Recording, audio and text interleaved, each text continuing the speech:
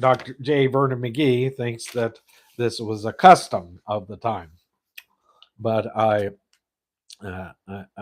think as I read it, it didn't sound like that to me. Verses 9 through 16 is the next section. So let's make a section marker. I forgot. It's been so long since we did a section marker, I've forgotten what they are. And so in verse 9, and they said unto him, where is Sarah thy wife? And he said, behold, in the tent.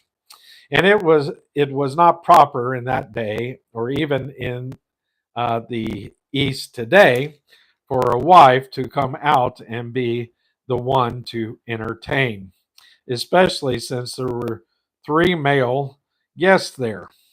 But now they ask and make inquiries about Sarah. So you may think, well, I'm okay because I'm in the company of a couple of men, and we are talking to a woman. That's probably not a good idea to do that. It's probably a good idea to live above reproach is to not be talking to a female unless your wife is present. Verse 10, and he said, I will certainly return unto thee according to the time of life. And so Sarah, thy wife, shall have a son. And Sarah heard it in the tent which she which was behind him. Genesis chapter 18 and verse 10. I think Sarah had her ear to the keyhole and had been listening in. Both Abraham and Sarah now discover that they are entertaining angels unaware. Oh, so this is the point.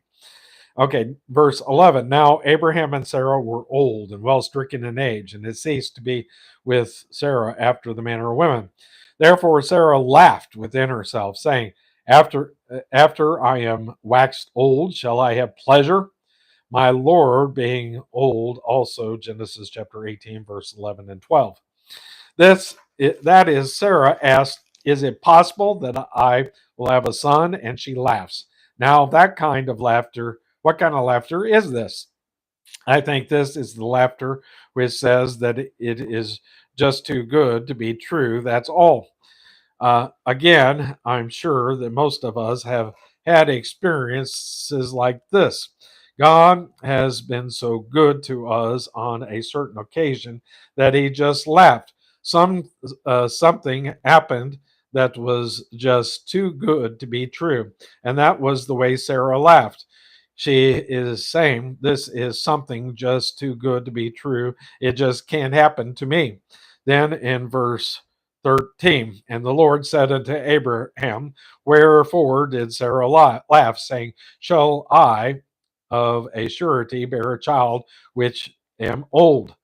Is anything too hard for the Lord? At the time appointed, I will return unto thee according to the time of life, and Sarah shall have a son. Then Sarah denied, saying, I laughed not, for she was afraid. And she said, nay, but thou didst laugh. Genesis chapter 18, verse 13 through 15. Sarah is frightened by the Lord's question, and it is certainly rather evasive, but she cannot avoid the truth. Verse 16, and the men arose up from thence and looked towards Sodom, and Abraham went with them to bring them on the way. Genesis chapter 18 and verse 16. Abraham didn't have a front gate, so he walked out with them a little further than the front gate to bid them goodbye. And as they walked out from where Abraham lived, they could look down to Sodom and Gomorrah. When I was in that land, that's McGee and not me, it was amazing to me how far you can see on a clear day. I could see from Jerusalem to Bethlehem, and from the ruins of the old Samaria. I could see Jerusalem, the Mediterranean Sea, and the Sea of Galilee. I could see Mount Hebron from most any place. It's tremendous. Abraham walked out a, a ways with these guests, and down below there they saw Sodom and Gomorrah.